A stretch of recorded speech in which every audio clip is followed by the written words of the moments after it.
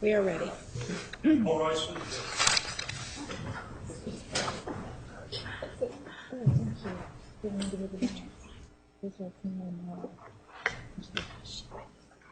Oh yeah, I got this one. I have to be sure. Great.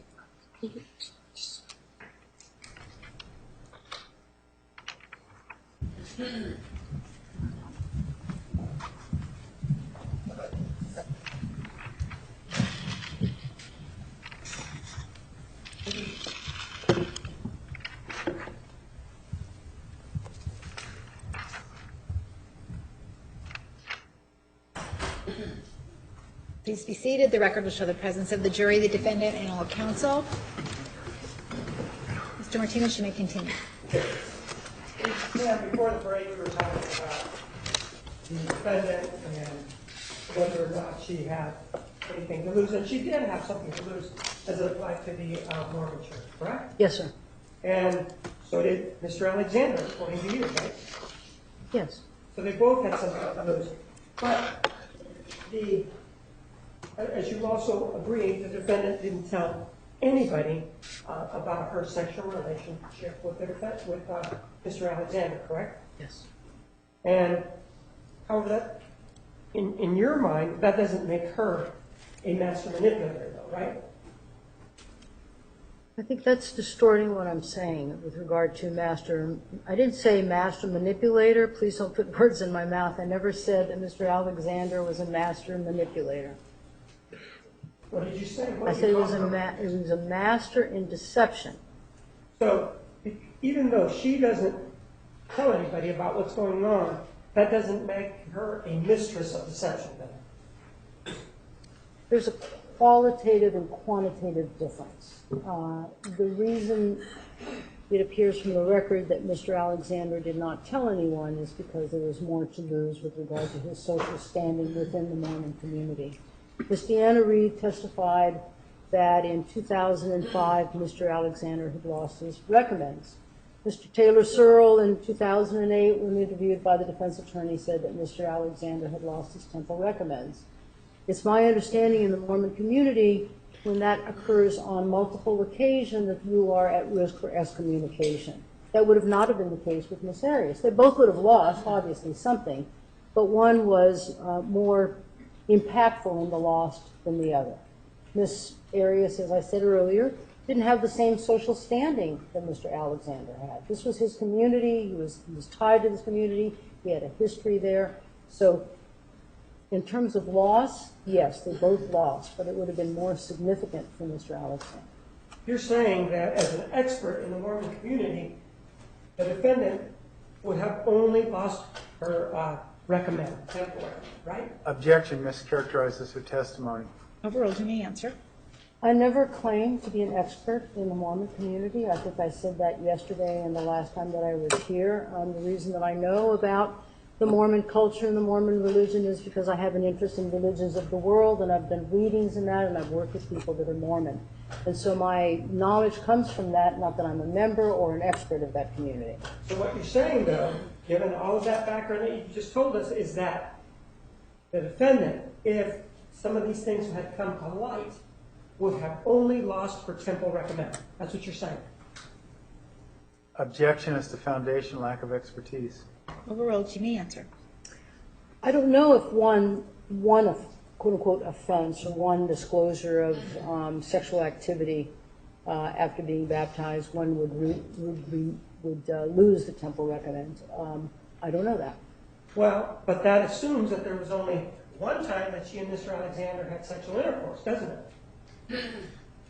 Objection again, lack of foundation for her expertise in. Overruled. You may answer. I didn't understand the question in terms Well, of... you're saying she only had one transgression. Actually, they had more than one transgression, and you regaled us with those, didn't you? I don't think I said she had one transgression. I just said that I was not aware of what would happen if... I didn't know if she had a temple recommend or if that was going to be removed. All I know is that from the testimony, Ms. Reed had indicated that in 2005 they had gone and talked to the bishop about being sexually active, and that the temple recommend was, he had revoked that And then Mr. Taylor Searle had indicated that, I think when I testified, I said it was the first time that I become aware that he lost his temper in 2008. So those were two, and it's my understanding in the Mormon culture, in the Mormon church, that when you have a multiple of that, that's, you're headed for excommunication. And I think that would have been, I think, devastating for Mr. Alexander, who, as I said, he really wanted to be a committed, active, good Mormon. This was his struggle. I want to talk about the defendant in the Mormon church. Yes. Not Mr. Alexander. In terms of her and the Mormon church, Yes. what you're telling us is that based on your expertise, whatever you know about the Mormon church, you're saying that she would only have lost her temple by commandment. That's what you're saying. Objection mischaracterizes her testimony. Overruled, you may answer.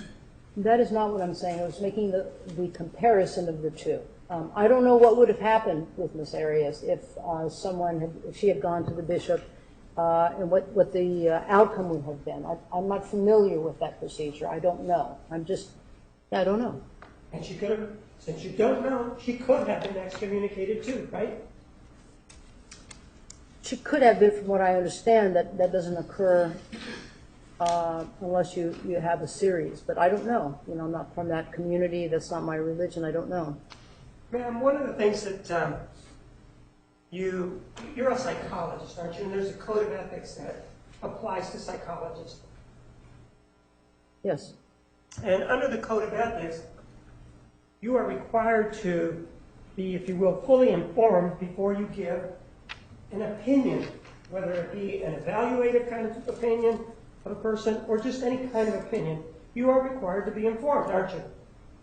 I am required to take whatever steps I can to be informed on whatever it is that I'm commenting on. Correct. And you're required to be objective in your presentation of whatever it is that you are given to look at. Yes. And in this case, you have not been objective, have you? Objection argumentative. Overruled, you may answer. I don't believe that I've been objective. Every piece of information that I've gathered around the case, it wasn't from my just conjuring it up in my mind. I used reference, and through the first few days of testimony, there was references for most, if not all, what I'd stated. And that is a way that one keeps objective, is by using data points that is described, preferably things that are scientifically based. But when you're talking about testimonies or reports of other people, obviously that's not evidence-based. That comes directly from the individuals. And so that is a method or a form that one stays with objectivity, is by utilizing the objective data points that guides you, that brings you to a conclusion. And I feel that I've done that. Now, with regard to Exhibit 741,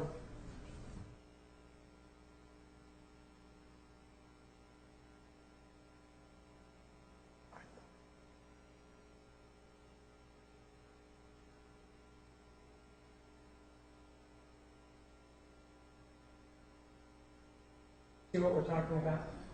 We're talking about a chat with Mr. Alexander that's dated Monday, May the 26th. It's a Gmail. And you made some statements with regard to this particular exhibit, didn't you? Yes. And one of the statements that you made about this was that this was a rent, didn't you? It was a term that I used regarding the terms that Mr. Alexander had utilized, yes. That's not a psychological term. That's what you believe it is, isn't it? It's not a psychological term. It's a term in the English language that one uses. And there's a lot of terms that I'm using, like right now, that I'm speaking to you, and none of those terms are psychological terms. And you also indicated that this right here, this Exhibit 741, was a 5-hour rent, didn't you?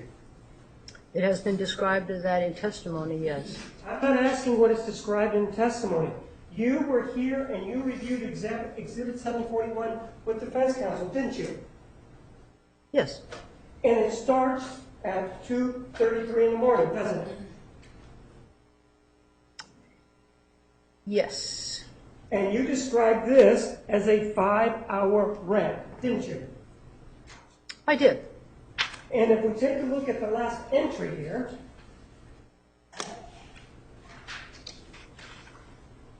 see the ending time?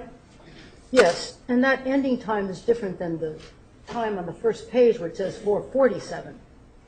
And the first page, On the upper left hand, on the upper right hand, by the date, on the upper right hand, it says 4:47. it's either 4:47 or 4:49, right? It's questionable, isn't it? And whether it's 4:47 and 4:49, the difference between 2:33 and 4:47 or 4:49 is not 5 hours, is it? No, it's about almost 3 hours, I think. Well, actually, it's more like 2 hours and about 15 minutes. Wouldn't it be that? 2:33. Yes, I'm sorry, yes. About 2 hours and 10 minutes. And 13 minutes. the reason that you called it a 5-hour rant is because you wanted to make this seem like Mr. Alexander was out of control, didn't you? Objection argumentative. Well, ma'am, you told us you were completely wrong that it was 5 hours, weren't you? Objection mischaracterizes her testimony. What was the question? You were completely wrong when you said this was 5 hours. Going by this time frame, what you're showing, yes. Although it's questionable on the time in my mind, really, because it's 4:47 at 1 and then 4 something at the end. But it's not 5 hours. But you chose to go ahead and make that statement, didn't you? Objection mischaracterizes her testimony. Overruled, you may answer. I'd use the 5-hour rant from testimony that, Not responsive, it's yes or no. Sustained. Ma'am, Sustained. Can you answer the question? you chose to use 5 hours when it really wasn't 5 hours, right?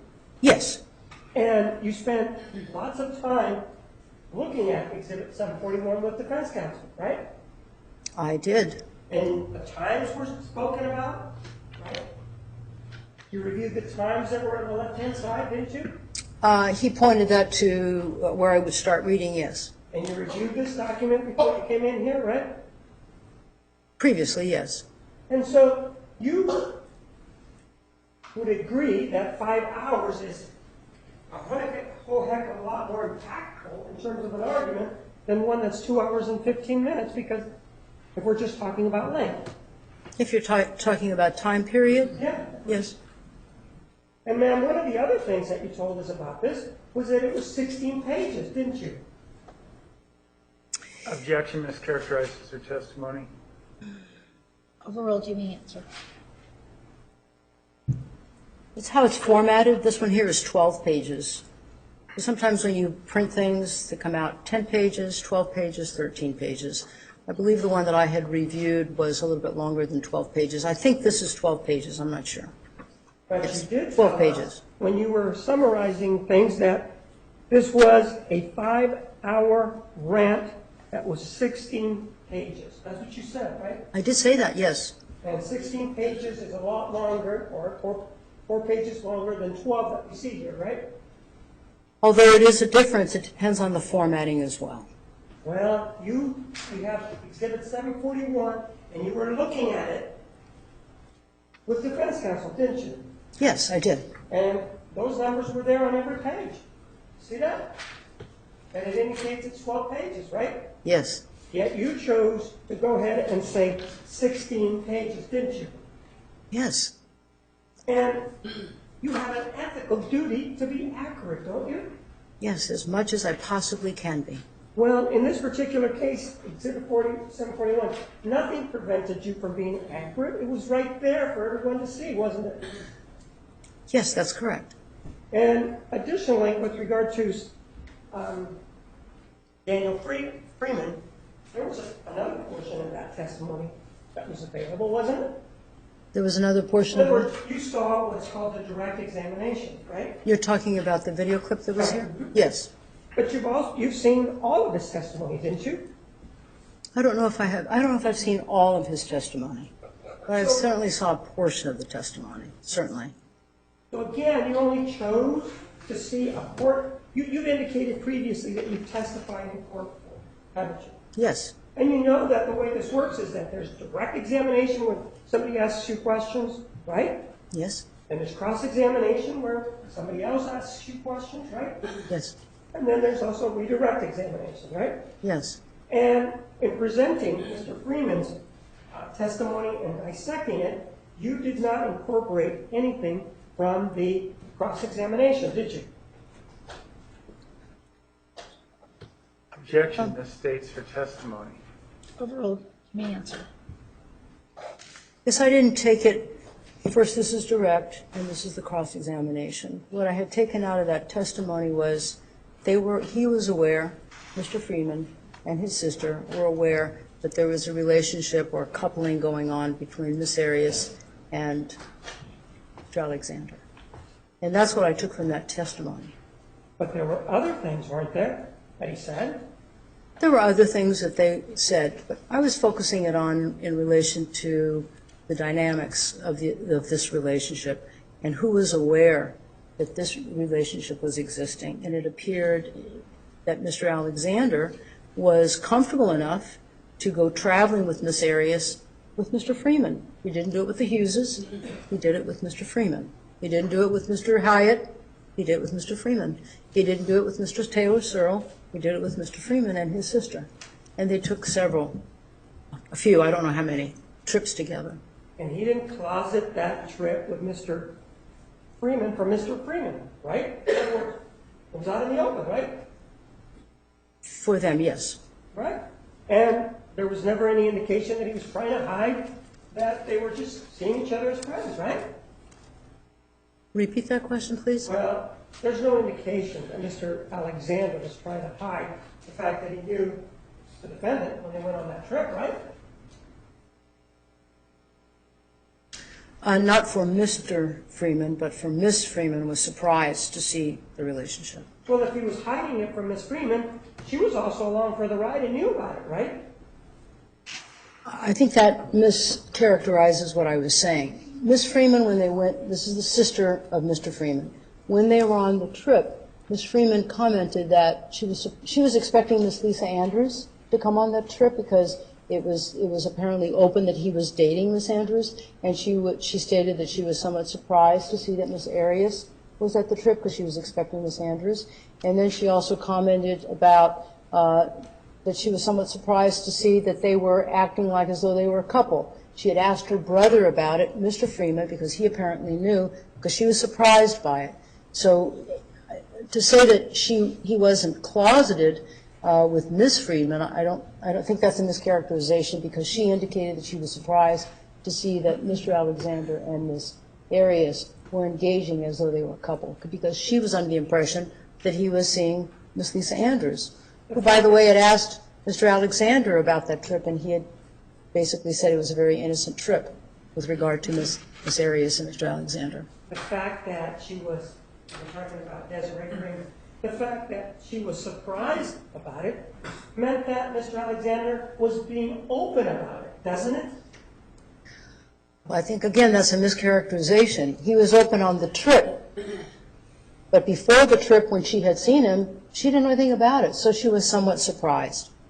So he wasn't hiding when he was at the trip, but when she got there and saw them together, it's like, oh, I didn't know this was going on, and she asked her brother. Right, but Mr. Alexander brought the defendant along in the same car as Desiree Freeman, right? Yes. And whatever interaction he had with the defendant, Mr. Alexander, Desiree Freeman was able to see it, as well as Mr. Freeman, right? Yes. Let me show you exhibit number...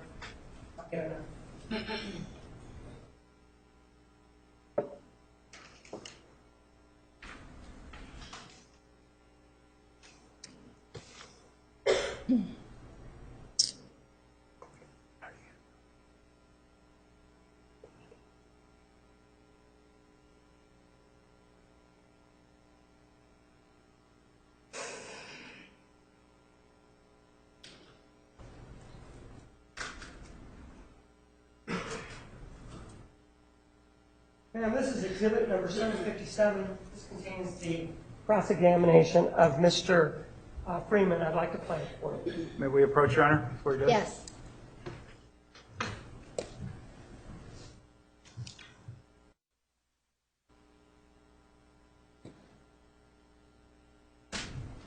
Judge,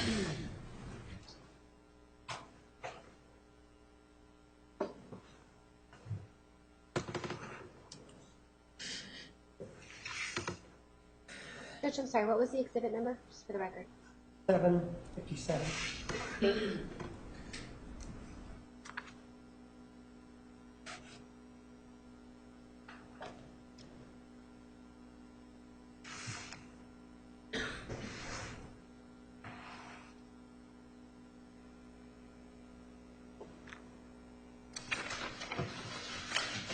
Nation. So with regard to this issue of spirituality and conversion and the baptism, you were asked questions about that, right? Yes.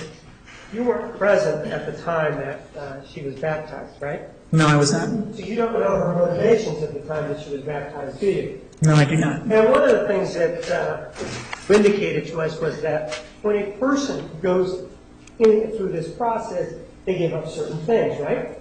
Many times, yes. Well, one of the things they give up is sex, premarital sex, right? Yes. So, did you know that the defendant was having oral sex with Mr. Alexander at the time that of her baptism? I did not know that. So, if somebody was having oral sex at the time of their baptism, you would agree that that would be a sincere, if you will, baptism under your definition, right? I would agree that they would not be ready to be baptized. And also, you said that you called her when Mr. Alexander was found, right? Yes. And that occurred on the night that he was found, right? Yes. You were called by this individual by the name of Hyatt, right? Yes, I was. And you ended up calling the defendant about 11 o'clock at night, didn't you? That sounds correct. And when you called her at 11 o'clock at night, it was via telephone, right? Yes. And when you called her on the telephone, you told her that Travis was gone, or words to that effect, right? Yes.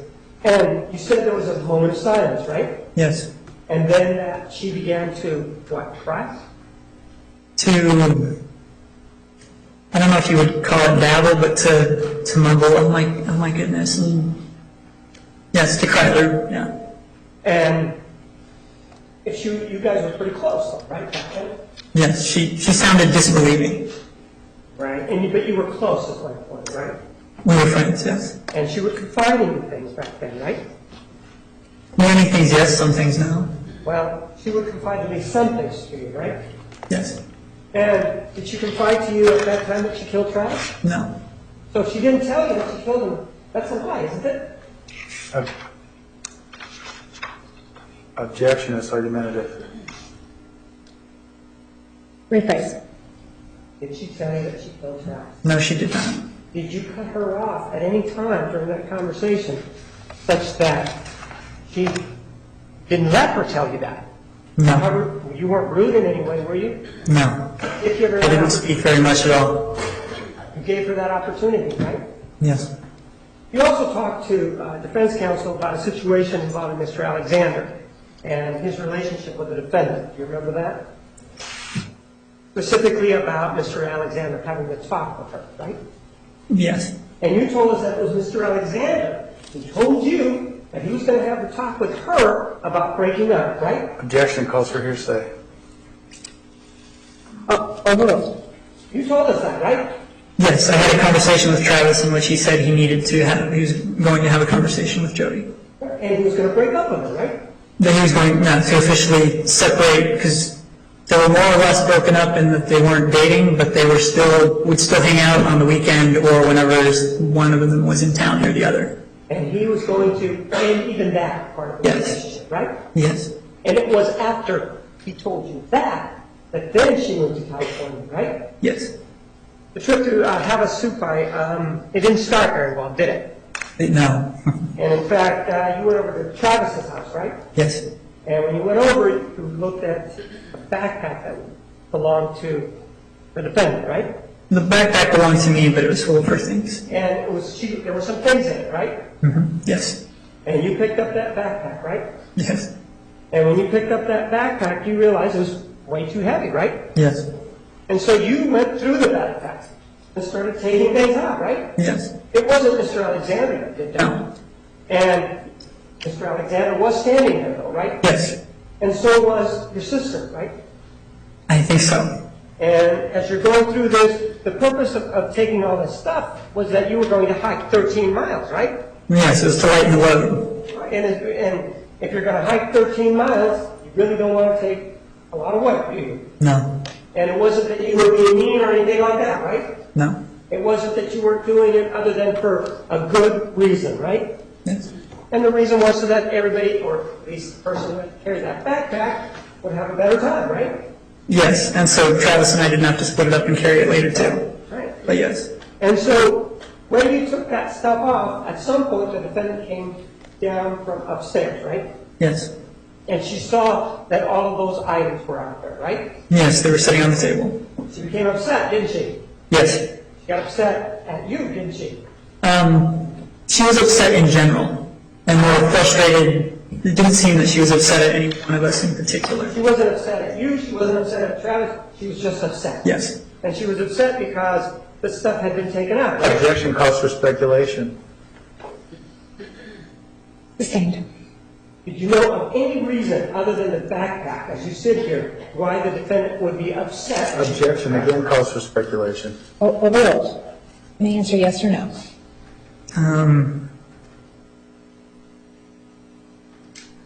Do I know of any? No. And the items that you took out, they were makeup sort of items, weren't they? Yes. What else did you take out? Makeup, lotion, hand sanitizer,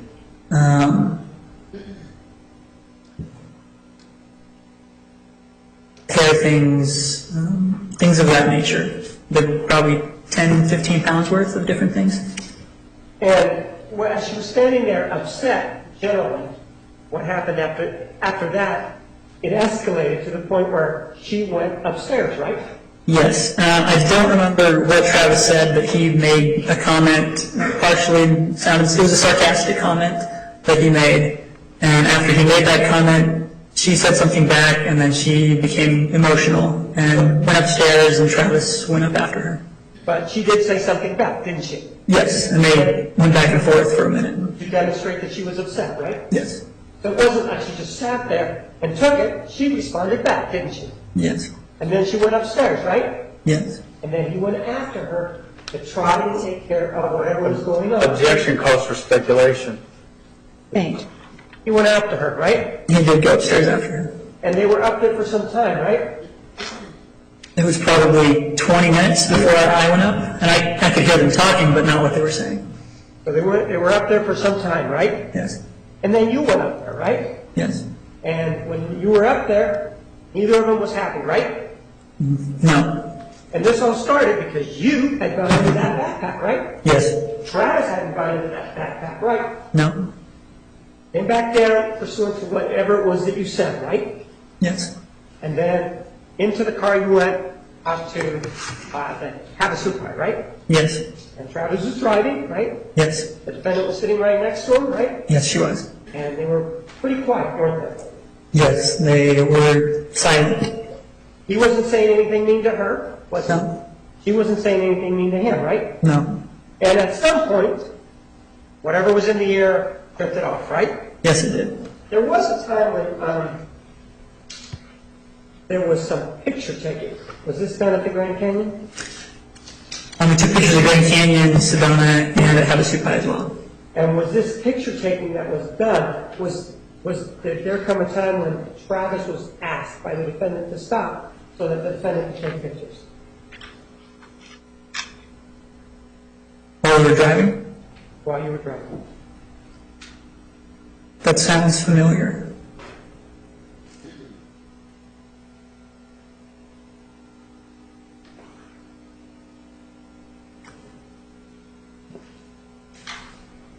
If it was, I want to say from what I can remember, that if that did occur, it happened on our way to the Grand Canyon itself, just before we arrived there. Because I remember... So you remember it on the drive up to the Grand Canyon, right? I remember there was a point somewhere that they did have a squawk, something to do with taking photos, but I don't remember the specifics. And you don't remember any particularly biting comments that Mr. Alexander made, right? No. And you don't remember any particularly biting comments that the defendant made. entertained, right? No. When you got to Havasupai, get back to that trip, that was what, 3 nights? Is that what it was? I think it was 4 nights, because I believe we had 3 nights in the canyon, or we had 2 or 3 full days in the canyon, if I recall, maybe 2.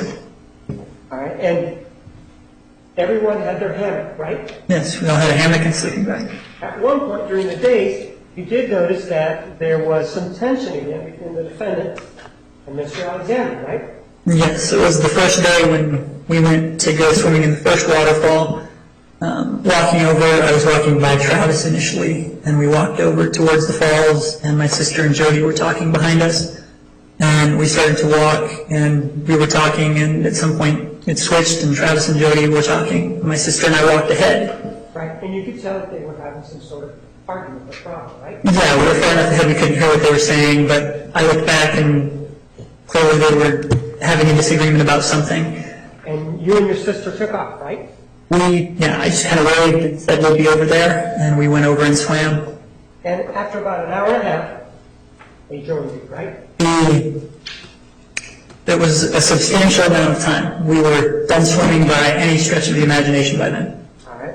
And when Mr. Alexander would put together, Mr. Alexander actually put the trip back to Yes. Havasupai. Yes, he did. And when he would put these trips together, it's true that in this particular case, you really didn't have anybody to go with, and so that's why you invited your sister, right?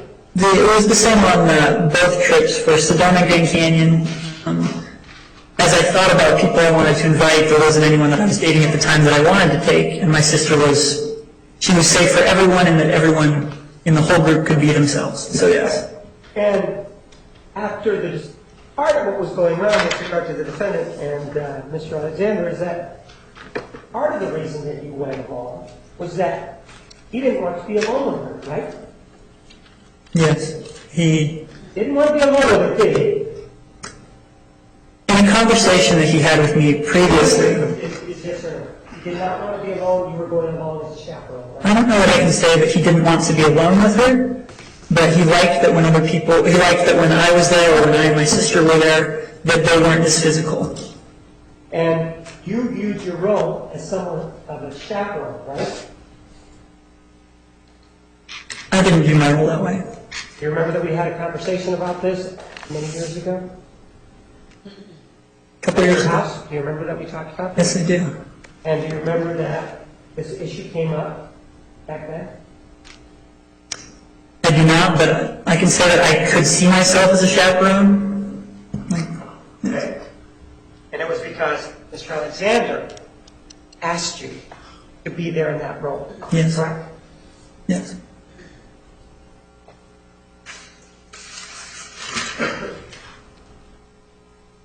How tall was Mr. Alexander, sir? That's a good question. He was about to my shoulder, so 5'8", Okay. And you're how tall? 6'2". So he came up to about your shoulder, right? Yeah. And he wasn't an overly fat guy, was he? No, he was fit. He worked out regularly, ran. When I lived with him, he was always working out and running, doing different things. And how tall was the defendant back then? I think she might be slightly taller than Mr. Alexander, but I'm not sure. I don't have anything else. Thank you.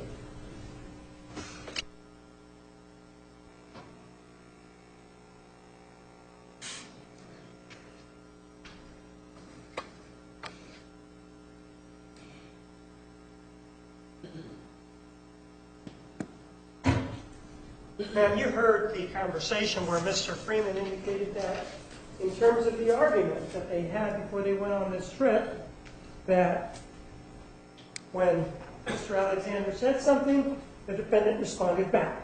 Do you remember hearing that? Yes. It was difficult to hear the whole testimony, but yes, I heard that.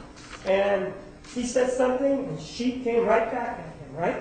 That's what was indicated by Mr. Freeman, right? Yes. So Having an interaction. So it wasn't like she was suffering in silence during that trip that they took to have a soup on, right? Objection mischaracterizes the term suffering in silence. Overruled. You may answer. Again, the suffering in silence is my reference to her not really telling other people that she's involved in this relationship with Mr. Alexander. Well, she was able to speak to him in front of Desiree Freeman and Michael Freeman, right? Yes, I think she would like to have spoken in front of a lot of people So she wasn't suffering for in silence. Alexander. So she wasn't suffering in silence in front of Mr. Freeman, was she? Objection, mischaracterization of suffering in silence. Overruled. The suffering in silence is in reference to being not particularly open about the ongoing sexual relationship that she had with Mr. Alexander. Was she able to speak in front of Mr. Freeman with Mr. Alexander? They went on a trip together. Obviously, they were speaking. But I didn't get there that he had an awareness that there was an ongoing sexual relationship. I don't think that Ms. Arias in this testimony indicated that he had talked to her about that. He had talked to him about that, I'm sorry. This was before they went on the trip, correct? Or they had this fight, right? Well, there was two you were referencing. There were two disagreements that they had. I was talking about the first fight. Do you remember that? The Objection, foundation as to which is he's calling the first Sustained. fight. They argued before they took off on this trip, didn't they? Objection of foundation, which trip? Overruled. You may answer. they meaning Mr. Alexander and Miss Arias, correct? We're not talking about anybody else, are we? Well, there's another person there, sir, is Mr. Freeman, so I don't know who you're referring to, and I want some clarification, So please. you think that this case is about Mr. Freeman? Objection, Your Honor, Zavada. Sustained. We're talking about Travis Alexander. You've talked about him before, haven't you? That is correct. And we're talking about the defendant, Jodi Arias. You've talked about her before, haven't you? That's correct. And they were having an argument before they went on the trip. And it has to do with toiletries, didn't it? From what I took from this testimony that you just showed, it was Mr. Freeman and Mr. Alexander and Miss Arias that were involved in that conversation or conflict, for lack of a better word, because they weren't like aggressive about it. But from what I gathered, she wasn't happy that somebody just opened up her bag and took things out. That included Mr. Freeman and Mr. Alexander. And then Mr. Alexander and Miss Arias went upstairs and argued. Is that what I was simply asking for a clarification, Mr. Martinez? Is that the way you viewed what was on exhibit number 757? Is that how you viewed it? You're asking me for my interpretation. I said, please allow me to finish my response. I'd appreciate that. Thank you. It's a yes or no. I'm asking Sorry, Your you Honor. if that's how you viewed it, yes or no. Your Honor, I'm sorry, I can't answer it a yes or no. All right. You did view it though, right? This testimony? Yes. Yes. And you're indicating that, from what we saw, isn't it true that the defendant gave as good as she got when Mr. Alexander addressed her downstairs and made a comment? Objection to the characterization gave as good as she got. There's been no testimony. Overruled. You may answer. I don't know what you mean, good as it got. I don't know what you're making reference when you said as good as it got. He said something to her, and she said something back to him. Yes, they were having an interaction. Well, it was more than an interaction, it was an argument, wasn't it? They were arguing about something, apparently from taking stuff out of her backpack, from what I could take from the testimony. So that makes it an argument, right? Yeah, I guess you could call it an argument. And Dispute. she wasn't somebody who backed down from him at that point. She spoke up to Mr. Alexander there, didn't she? It seems so. And ma'am, the other thing that was discussed was Mr. Freeman's role during this trip. Do you remember that? Mr. Freeman's role? Yes. Yes. And the term chaperone was being used, right? Yes. And in fact, there's an indication that Mr. Alexander didn't want to be alone with the defendant. Objection, Your Honor, that's a mischaracterization. That was Mr. Martinez's statement, not the witness's. Rephrase your question. Well, you heard the interaction of what Mr. Freeman said about how Mr. Alexander felt about being alone with the defendant. You heard that, right? As I said, it was difficult to hear the entire testimony. There was some implication about that, but I didn't hear specifics of the words. So you didn't hear anything about what Mr. Alexander might or might not have felt at being alone with the defendant? Objection, counsel is testifying about his statements, not the witnesses. Overruled. You may answer. It was difficult for me to hear the entire testimony. I know that I heard the word chaperone and that Mr. Alexander was asking for that, but I didn't hear him say he didn't want to be alone. It may have been in the testimony there, but I didn't hear that. There was an indication, is my point, that Mr. Alexander asked Mr. Freeman to go along for a purpose, right? Yes. And part of that purpose goes back to exhibit number 741, in that page 6.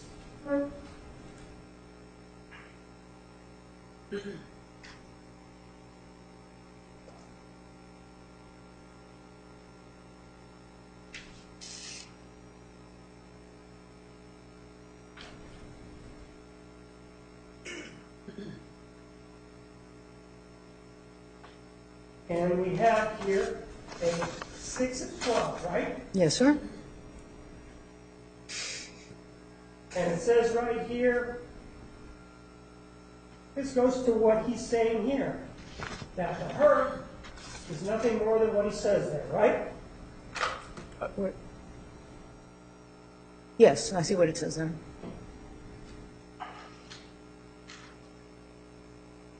Shouldn't you have, under your code of ethics, shouldn't you have considered that and told us about it? Consider which? I consider the entire email. We went through it on direct. Right? You considered the entire email, you considered Daniel Freeman's testimony, but you never told us about Daniel Freeman and what he said about Mr. Alexander wanting to be alone with a defendant. You didn't tell us that, right? Objection as compound question and a correlation. Nonsensical question. Overruled. You may answer. Again, I didn't hear in the testimony just now, we just heard it was difficult for me to hear the entire testimony. I didn't hear that Mr. Alexander said that he didn't want to be alone with Ms. Arias. I didn't hear that. Maybe it was there, but I didn't hear it.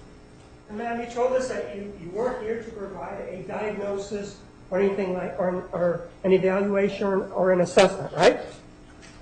That's correct. And the reason you're saying that is because you didn't get a chance to interview Mr. Alexander, right? Wrong. Correct or not? That's incorrect. So there's a different reason why you didn't provide. Is it because you weren't hired to do that? Is that what you're telling us?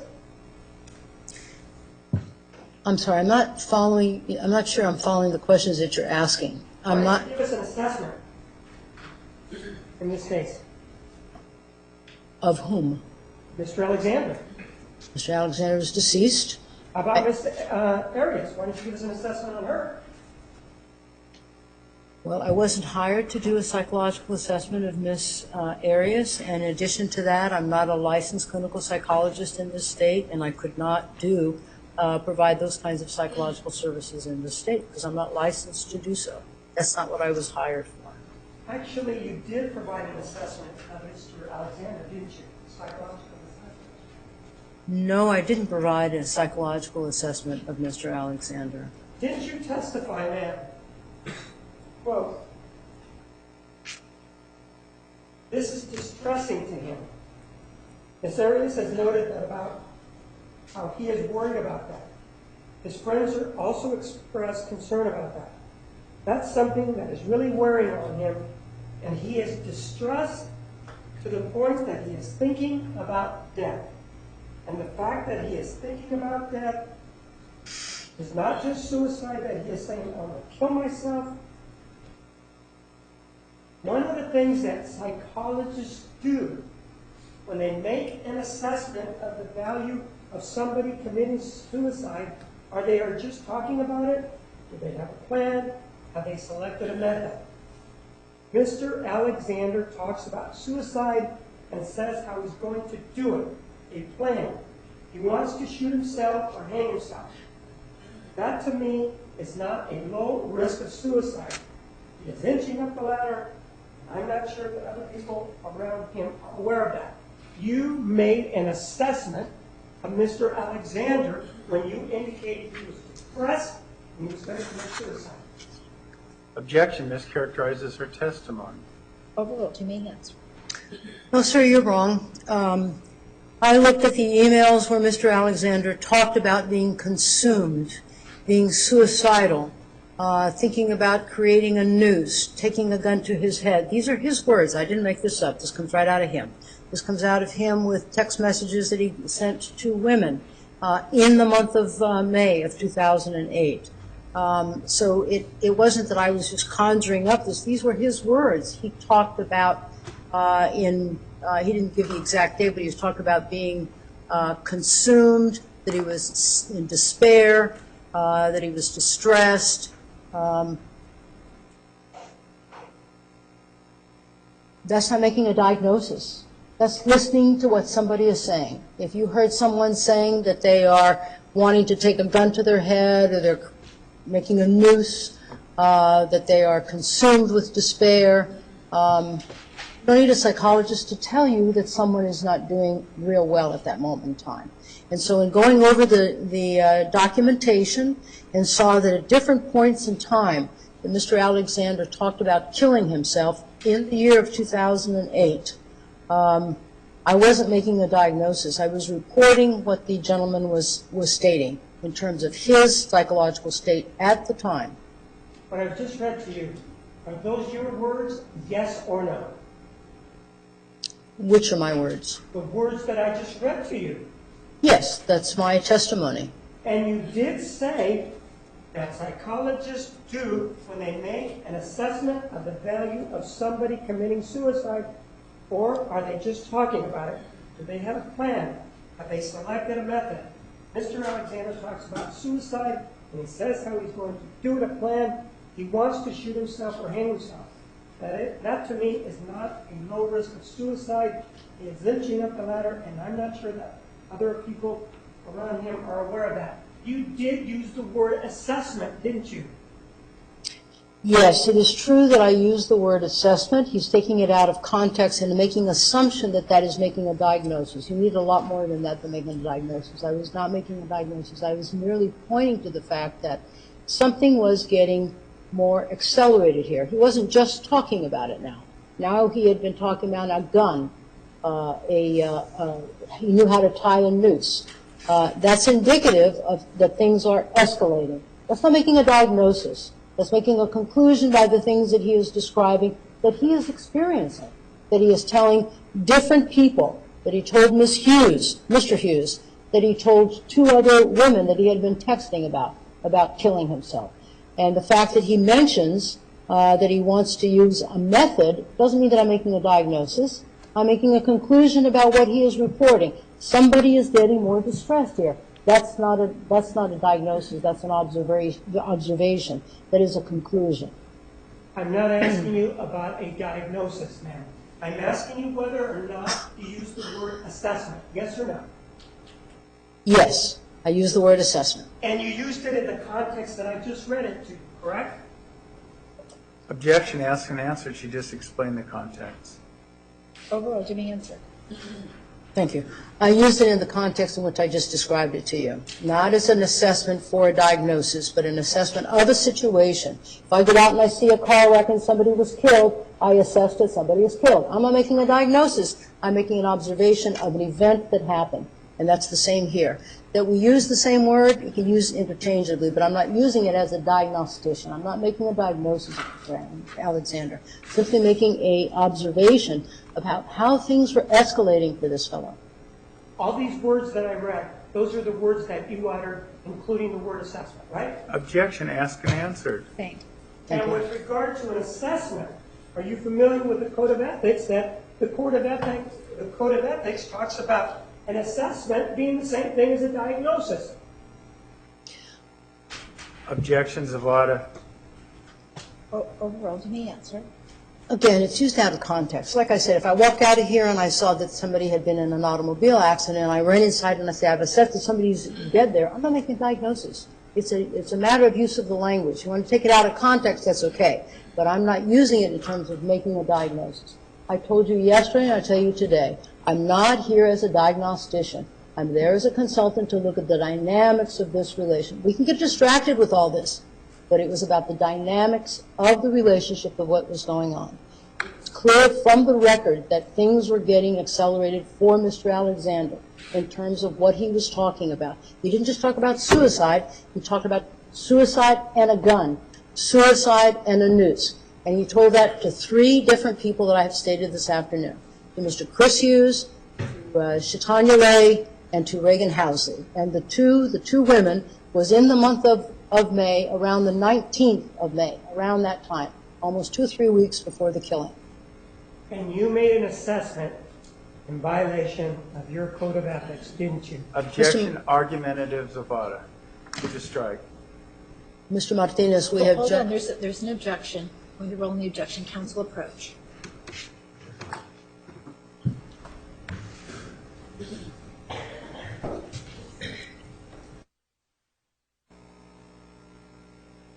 And you're familiar with the American Psychological Association ethical principles of psychologists and code of conduct, including 2010 amendments, right? And you're required to be up to date on this, right? Yes, sir. And are you familiar with standard number 9, the term assessment? Yes, I am. And the term assessment is actually as follows. Psychologists base the opinions... Objection, Your Honor. He said she's familiar with it. He doesn't need to read it into the record. Is this foundational? Isn't it true that you're familiar with what assessments are, right? You've already told me that. Yes, sir. And an assessment actually is the same thing as diagnostic or evaluative statements, aren't they? Yes. Diagnostic, evaluative statements, yes. I don't have anything else, thank you. All right, ladies and gentlemen, we're going to take a 10-minute recess. Let me tell you the plan so that you are aware. We are going to finish today at 3:45, so please limit your break to 10 minutes so that we can accomplish as much as possible today. You are excused. Remember the admonition. All rise for the jury.